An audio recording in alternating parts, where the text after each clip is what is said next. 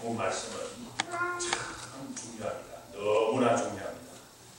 로마서에 있는 말씀들이 다 귀중하지만 오늘 본문 말씀은 로마서의 주제가 되는 말씀이니까 너무나 귀한 말씀이죠. 오늘 주제가 되는 로마서의 주제가 되는 복음의 능력과 본질에 대해서 오늘 본문 말씀은 증거하고 있습니다.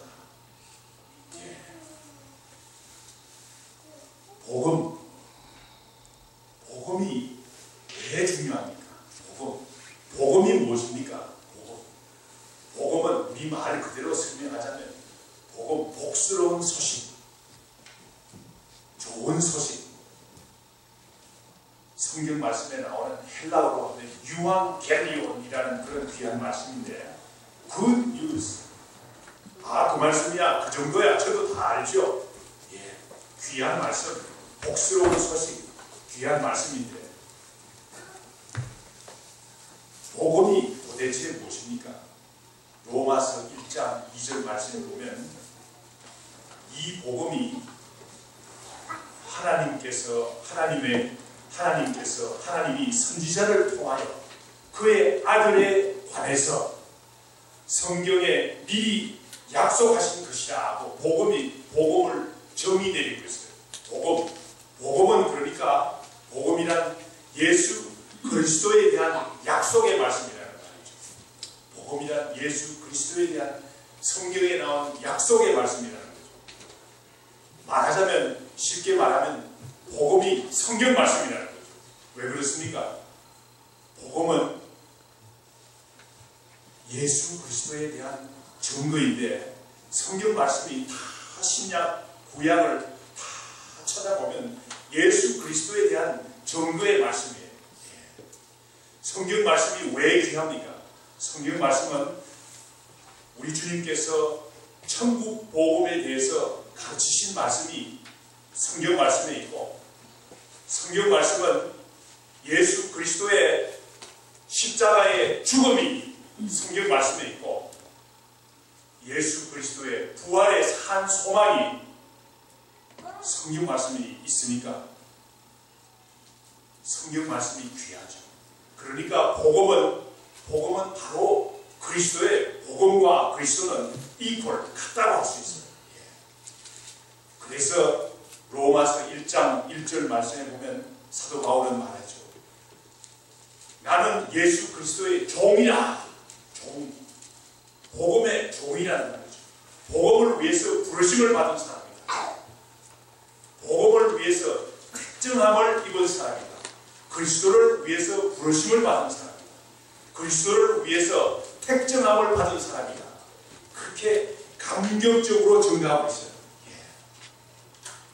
그래서 오늘 본문 말씀 바로 전 14절, 15절 말씀에 보면 사도 바울은 헬라인에게나 야만인에게나 지혜 있는 사람에게나 어리석은 사람에게나 모든 사람에게 복음으로 빚진 자라고 증거하고 있습니다. 그래서 오늘 로마서는 로마 사람들에게 쓰고 있는 말씀인데 로마인 너희들에게도 나는 복음에 빚진 자로서 로마를 방문하기를 원하고 복음 전도하기를 원한다 라고 하면서 오늘 복음의 그 주제가 되는 복음의 능력과 본질에 대해서 오늘 주제가 되는 로마서의 주제가 되는 16절 17절 말씀을 편지로 쓰고 있는 것을 볼 수 있어요. 내가 복음을 부끄러워하지 아니하노니 이 복음은 모든 믿는 자에게 구원을 주시는 하나님의 능력이 됩니다. 먼저는 헬라인에게요, 먼저는 유대인에게요, 또한 헬라인에게로다. 복음에는 하나님의 의가 나타나서 믿음으로 믿음에 이르게 하나니 기록된 바 오직 의는 믿음으로 말미암아 살리라 함과 같으니라. 사도 바울이 이렇게 증거하고 있습니다. 사도 바울은 유대인이나 헬라인에게나 복음의 빚진 자라고 그랬습니다.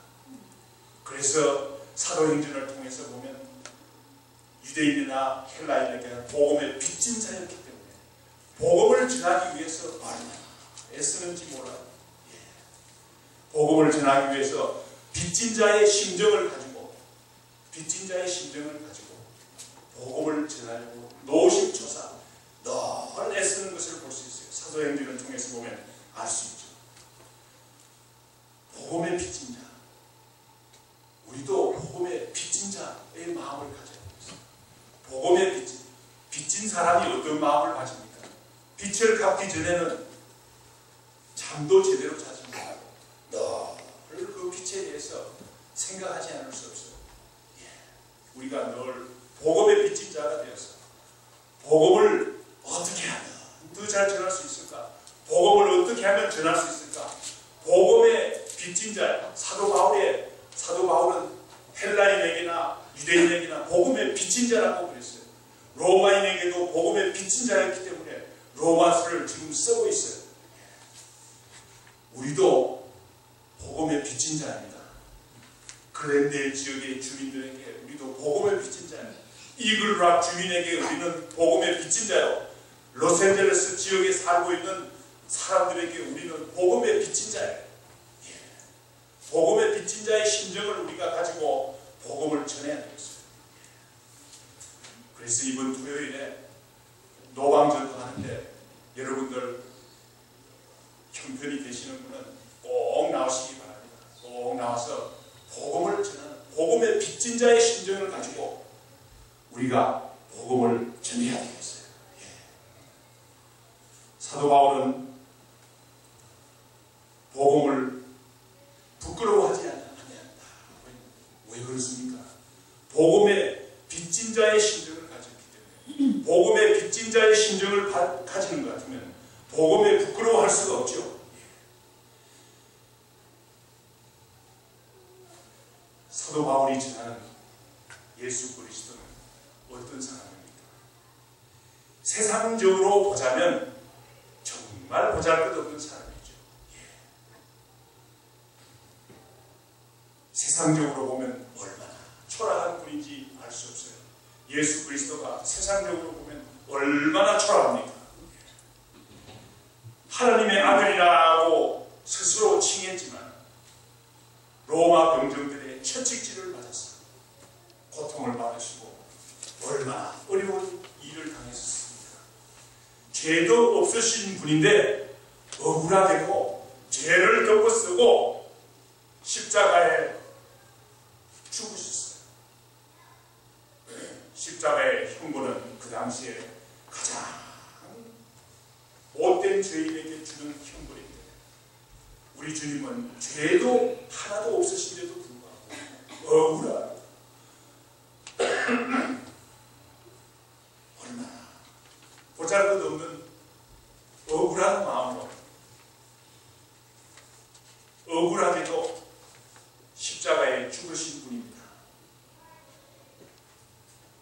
그런데 그 예수 그리스도를 위해서 바울은 사도로 부르심을 받았을 뿐만 아니라 복음을 위해서 그리스도를 위해서 부르심을 받았을 뿐만 아니라 복음을 위해서 택정함을 받았다고 자랑스럽게 복음을 부끄러워하지 않은 그런 귀한 마음을 가진 것을 볼 수 있습니다.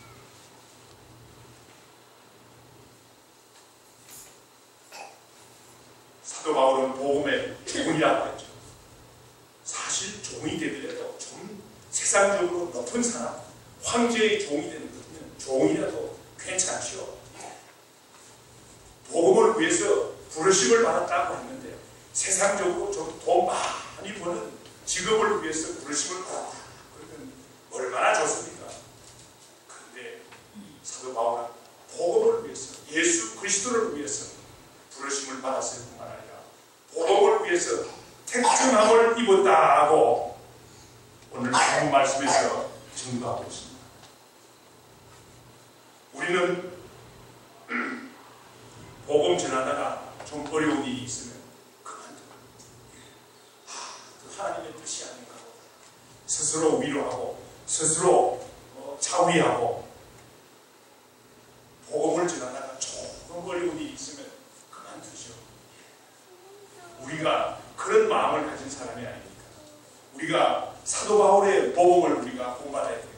사도 바울은 어떤 사람입니까? 복음을 전하다가 복음을 위해서 부르심을 받은 사람이고 복음을 위해서 택정함을 받은 사람이니까 복음을 전하다가 좀 어려운 일이 있어도 그만두지 않아요. 한번 사도행전을 통해서 한번 알아보겠습니다. 사도행전 14장 19절에서부터 22절 말씀 한번 찾아보겠습니다. 사도행전 14장 19절에서부터 22절 말씀 한번 찾아보겠습니다. 사도 바울이 말이죠. 복음을 위해서 부끄러워하지 않고 어려운 일이 있어도 물러서지 않고 끝까지 복음을 전했는가.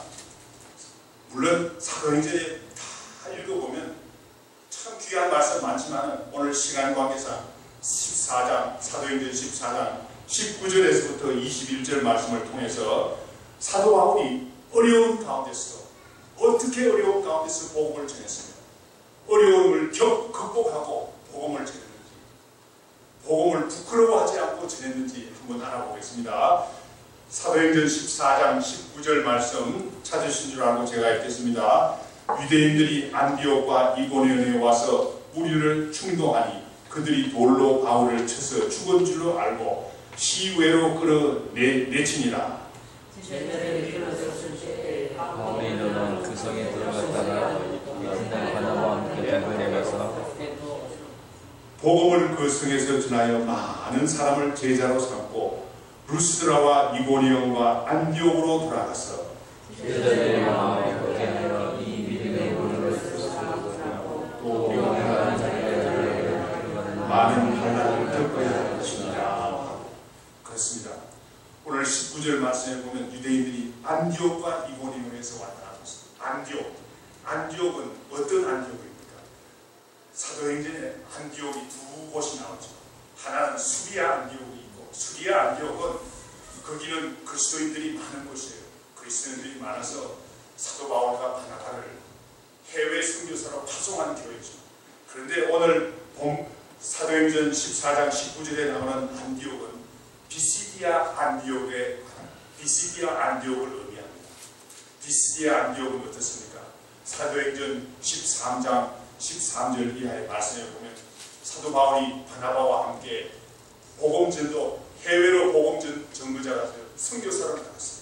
선교사로 나가서 비시디아 안디옥에서 복음을 전하고 있었죠. 유대인들에게 복음을 전했어요. 그런데 거기에서 박해를 받고 쫓겨났어요. 쫓겨났는데 14장 1절 이하의 말씀에 보면 비시디아 안디옥에서 쫓겨난데도 불구하고 박해를 받고 쫓겨났어요. 그런데 14장에서 보는 것 같으면 14장 1절 말씀에 보는 것 같으면 이고니온에 와서 사도 바울이 복음 전도를 그만두었습니까? 아니죠. 그렇게 박해를 당하고 어려움을 당한데도 불구하고 사도 바울은 다음 도시 이고니온에 와서 또다시 복음을 전합니다. 이것이 사도 바울의 복음의 빚진 자의 심정입니다. 우리가 어려움이 있어도 끝까지 복음 전하는 것이 복음의 빚진 자의 심정입니다. 이고니온에 와서 복음을 전했는데 많은 표적과 기사가 일어났다 하고 있어요. 거기에서 이고니온에서는 유대인들뿐만 아니라 이방인들에게도 복음을 전하고 또 여러 사람들에게 복음을 전했어요. 그런데 복음이 참 흥황했어요. 그런데 이방인들과 유대인들이 말이죠. 합세를 했어요. 합세를 하고 관리들까지도 동원시켜가지고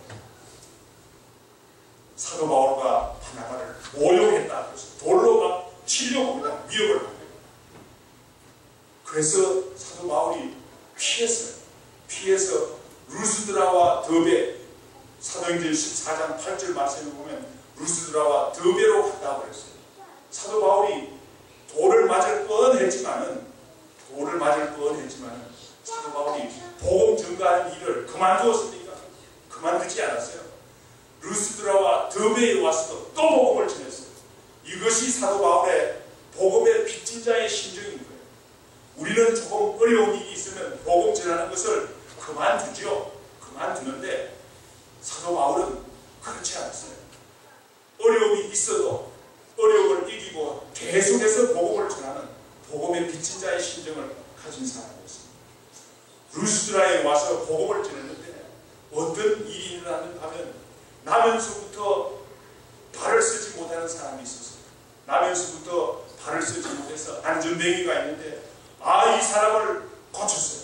그랬더니만 이 루스드라에서 이 나면서부터 안전뱅이 된 사람이 일어나서 하나님을 찬양하고 그러니까 많은 사람들이 예수 믿게 되었어요. 예수 믿게 되었을 뿐만 아니라 그 사도 바울과 바나바를 말이죠. 신으로 취급하는 거예요. 신으로.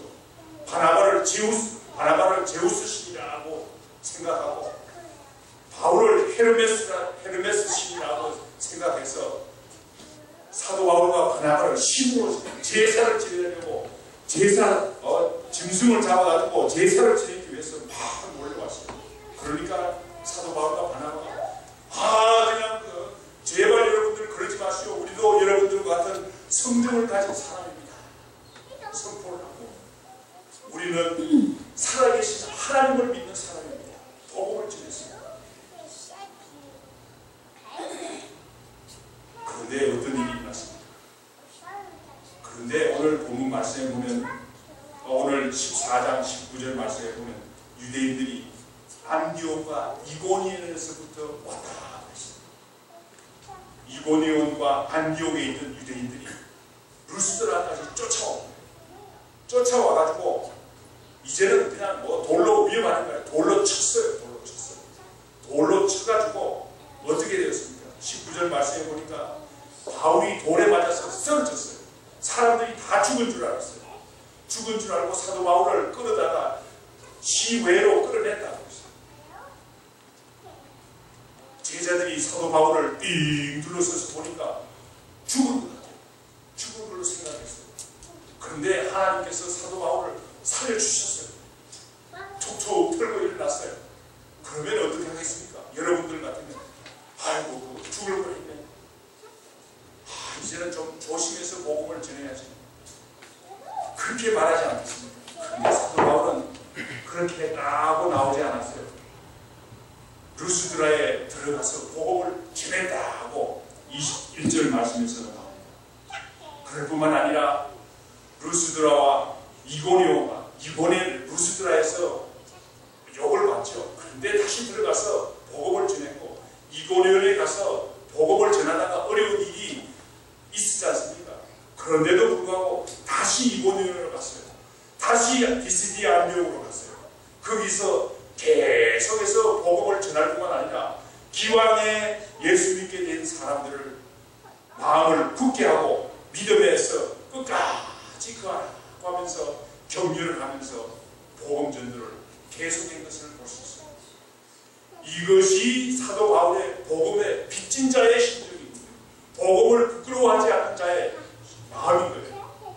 우리가 복음을 전하다가 좀 어려운 일이 있으면 이런저런 이유를 대서 그만두는 그런 우리의 마음의 태도예요. 오늘 우리는 사도 바울의 복음의 빚진 자의 심정, 복음을 부끄러워하지 않는 이 마음을 우리가 배워야 됩니다. 얼마나 귀한 말씀인지 알 수 없습니다. 사도 바울은 어떻게 해서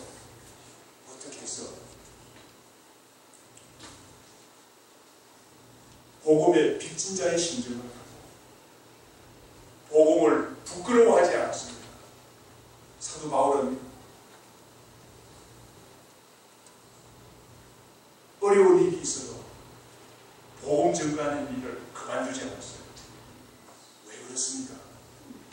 왜 복음을 어려운 가운데서 부끄러워하지 않고 끝까지 복음을 전했습니까? 그것은 복음은 하나님의 능력이 나타나신 걸 알았기 때문에 복음에 하나님의 능력을 보았기 때문에 복음에 하나님의 능력이 있기 때문에 능력을 보았기 때문에 복음이 보잘것없는 것 같아도 복음을 믿는 모든 사람에게 하나님의 능력이 나타나는 거예요. 하나님의 능력.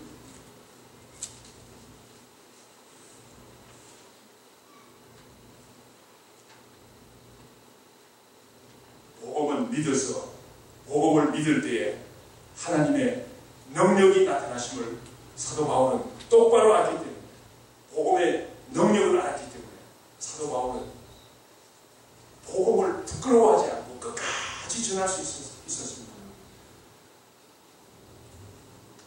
복음은 아무리 못된 사람이라도, 아무리 어려운 사람이라도, 아무리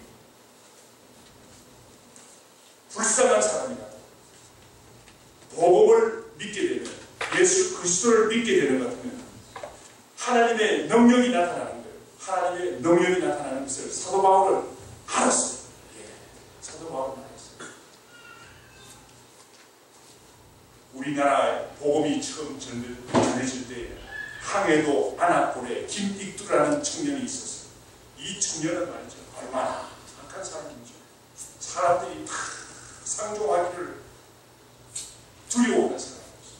그래서 장보러 갈 때는 말이죠, 제발 오늘 김익두 만나지 않게, 김익두를 만나는 그게 저주인 거예요. 김익두 만나지 않게 성황당에다가 빌고 장보러 갔다는 그런 김익두였습니다.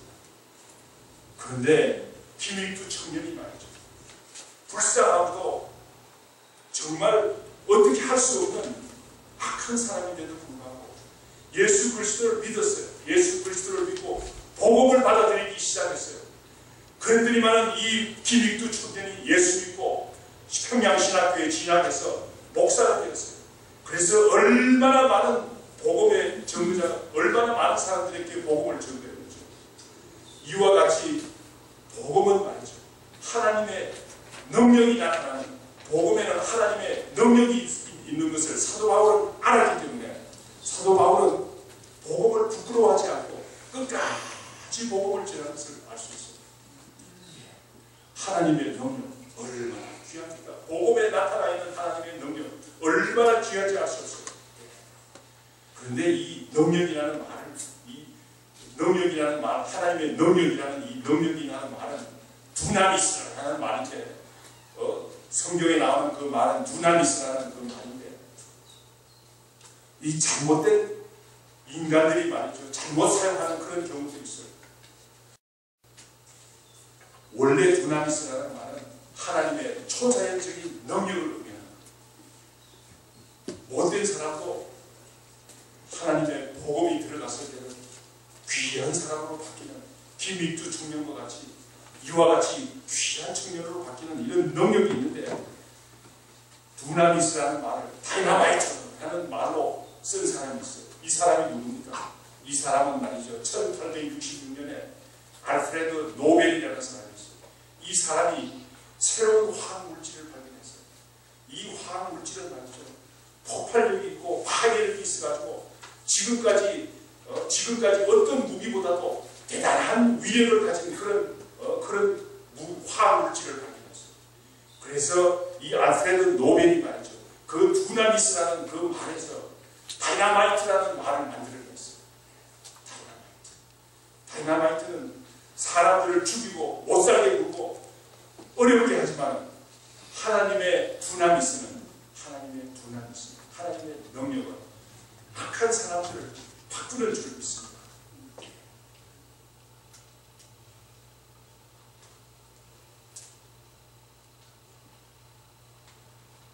성경 말씀이 말하는 두나미스는 하나님의 능력을 의미합니다. 하나님의 능력을, 사람을 변화시키는 힘이 있습니다. 구원을 도저히 얻을 수 없는 것 같은 사람임에도 불구하고, 구원을 도저히 얻을 수 없는 사람인데도 불구하고 복음이 그 사람에게 들어가면 그 사람이 변합니다. 구원을 얻게 됩니다. 구제 불가능한 사람인 것 같이 보이지만은 복음이 전해지면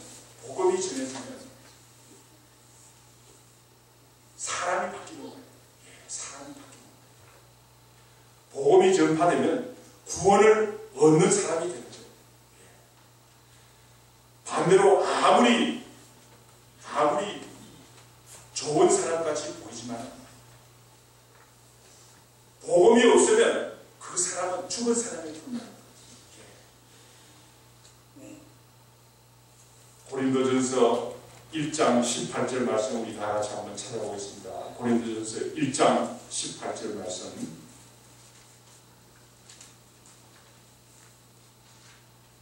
고린도전서 1장 18절 말씀 한번 우리 다 같이 찾아서 읽겠습니다. 귀한 말씀입니다. 중요한 말씀입니다. 우리가 아무리 형편없는 사람, 구제 불가능한 사람일지라도 복음이 미치면, 복음을 받아들이면 구원받은 사람인데도 구원받은 사람이 되지만, 아무리 좋아 보이는 사람이지만 복음이 없으면 멸망하는 자들이 될 수밖에 없다는 사실을 오늘 우리가 분명히 깨달아야 되겠습니다. 고린도전서 1장 18절 말씀 찾으신 줄 알고 우리 한 목소리로 우리 다 같이 읽어보겠습니다. 십자가의 도가 멸망하는 자들에게는 미련한 것이요 구원을 받는 우리에게는 하나님의 능력이다. 그렇습니다. 십자가의 도가 멸망하는 자들에게는 미련한 것이요, 십자가의 도, 복음이 미련하게 보이는 거예요. 복음이 보잘것없게 보이는 사람은 어떤 사람입니까? 멸망하는 자들인 것을 우리가 알아야 되겠습니다. 혹시라도 이 자리에 계신 분 가운데서 예수 그리스도의 복음이 미련해 보이십니까? 쓸데없이 보입니까? 우리가 알아야 될 게 있어요. 내가 멸망에 가고 있구나 하는 사실을 분명히 우리가 깨달아야 되겠습니다. 구원을 받은 우리에게는 하나님의 능력이라, 예수 그리스도의 복음이, 예수 그리스도의 복음이 하나님의 능력, 김익두 청년을 바꾸고 예수 믿는 사람으로 바꾸고 사람이 변화된 것 같죠. 사도 바울이 끝까지 아무리 어려워도 돌에 맞아 죽을 뻔했지만 다시 복음을 전할 수 있게 하는 그런 귀한 마음이 어디에서 나옵니까? 왜 그렇습니까? 하나님의 능력을, 복음 안에 있는 하나님의 능력을 알았기 때문에, 하나님 안에 있는, 복음 안에 있는 하나님의 능력을 깨닫지 못하는 것 같으면 어떻게 됩니까? 멸망하는 자들이라는 사실을 우리가 분명히 깨달아야 되겠어요.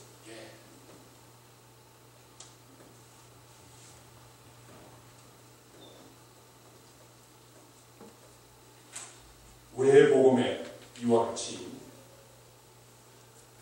복음에는 능력이 있습니까? 복음에는 왜 이런 위대한 능력이 있습니까? 다이나마이트는 사람을 죽이고 손상시키는 그런 능력이 있지만 하나님의 능력, 하나님의 두나미스는 사람을 변화시키는 능력이 있습니다. 복음의 본질을 알게 되면, 당연한 사실인 것을 알 수가 있습니다. 복음의 본질은 뭡니까? 17절 말씀에 보니까 복음에는 하나님의 의가 나타났다. 복음에는 하나님의 의가 나타났어요. 복음에는 하나님의 의가 있기 때문에 복음이 능력이 있는 거예요. 복음에는 하나님의 의가 나타났기 때문에 믿음으로 믿음에 이르게 하나니 오직 의는 믿음으로 말미암아 살리라 한 것 같으니라. 복음에는 하나님의 의가 나타났기 때문에 하나님의 능력이 있는 거예요. 이 사실을 좀 더 설명하기 위해서 로마서 3장 21절에서부터 25절 말씀 한번 찾아서 보겠습니다. 로마서 3장 21절부터 보겠습니다. 22절이라고 되어 있는데 21절부터 보겠습니다.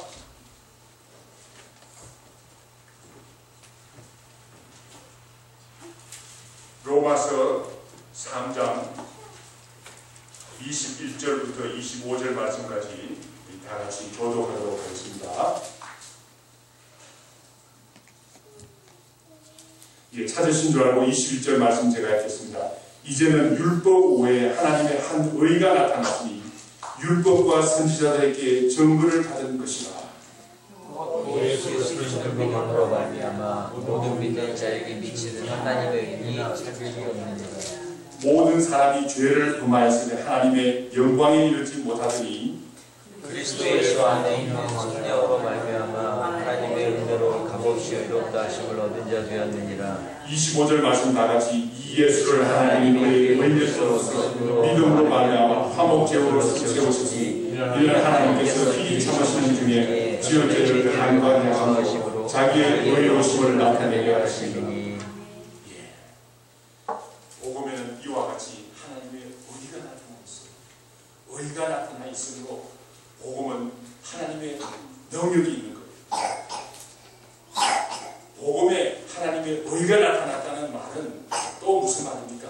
오늘 우리가 읽은 로마서 3장 21절에서부터 25절 말씀에는 하나님의 의에 대해서 설명하고 있어요. 하나님의 의가 무엇입니까? 간단히 말해서 하나님의 의는 하나님은 공의가 있으신 분이고 하나님은 사랑이 있으신 분이에요. 그런데 십자가에는 하나님의 공의와 하나님의 의가 하나님의 사랑이 동시에 나타난다는 사실을 간단히 말해서 하나님의 의가 나타났다는 그런 말로 나타낼 수가 있습니다. 하나님의 공의와 하나님의 사랑이 어떻게 해서 십자가에 나타났습니까? 하나님은 공의로우신 분이니까, 하나님은 공의로우신 분이니까 우리가 죄인 되었을 때 대가를 요구한다. 우리가 죄를 지었을 때 누군가가 우리를 대신해서 피를 흘려야 우리 하나님께서 받으십니다. 그런데 로마서 3장 23절 말씀에 보니까 모든 사람이 죄를 범하였다. 이 세상에는 착한 사람, 악한 사람, 모든 사람이 다 죄를 범했다고 했어요. 나는 죄인이 아니야 이렇게 말하는 많은 사람이 있지만 그 사람도 죄를 범했다는 거예요. 죄를 범했다는 거예요. 십자가에 나타난 하나님의 공의에 대해서 살펴보겠습니다. 하나님의 공의는 예수님께서 십자가에 죽으심으로 인해서 어린 양이 되심으로 인해서 십자가에서 예수님께서 피를 흘리심으로 인해서 속죄양이 되심으로 인해서 예수님께서 나의 죄를 위해서 십자가에 죽으셨어요. 하나님의 공의를 이루셨어요. 공의를 이루셨어요. 그런데 그 십자가에서 피를 흘리신 분이 누구십니까? 하나님의 아들이세요. 하나님의 아들. 하나님의 아들이시니까 하나님께서 얼마나 우리 사람들을 사랑하시는 것, 자기 아들을 죽이면서까지 우리를 구원하시기 원하겠습니다. 이와 같이 십자가에는 하나님의 지극한 사랑이 나타나 있는 것을 알 수 있습니다.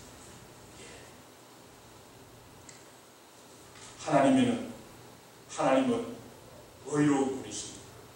십자가에는 하나님의 공의와 사랑이 동시에 나타나 있습니다. 이 말을 말해서 하나님의 의가 복음에 예수 그리스도에 나타나 있다는 말입니다. 우리가 이 귀한 말씀을 생각하면서 우리가 예수 그리스도께서 나를 위해서 죽으셨다. 십자가에서 나를 위해서 죽으심으로 인해서 나의 모든 죄를 사하여 주시고 그럴 뿐만 아니라 부활의 산 소망을 주셨다는 사실이 얼마나 귀한지, 하나님의 능력이 얼마나 귀한지, 능력이 있는지 우리가 이 시간 깨달아야 되겠습니다. 우리 중에는 날 때부터 예수 믿은 사람도 있고 예수 믿은 지 수십 년이 되는 그런 사람들도 있어요. 복음의 능력을 많이 들어본 사람들도 있습니다. 그러나 우리가 이 시간에 다시 한번 깨달아야 되는 것입니다. 복음의 대단한 이러한 능력을 깨닫지 못하고 살 때 우리는 늘 복음을 부끄러워하는 삶을 살 수밖에 없어요. 그러나 복음의 진정한 능력을 우리가 알았을 때, 복음에 나타난 하나님의 공유와 사랑을 진실로 깨달을 때, 하나님의 능력을 깨달을 때 우리는 복음을 진실로 부끄러워하지 않고 자랑스럽게 생각하며 사도 바울과 같이 그리스도의 종이 될 수가 있습니다. 그리스도를 위해서, 복음을 위해서 택함을 받은 사람이 될 수가 있어요. 그리스도를 위해서 택정함을 받은 사람이라고 스스로 고백할 수 있는 사람이 될 줄 믿습니다. 우리는 이러한 고백하는, 사도 바울과 같은 고백을 하는 귀한 성도님들이 되기를 간절히 축원합니다.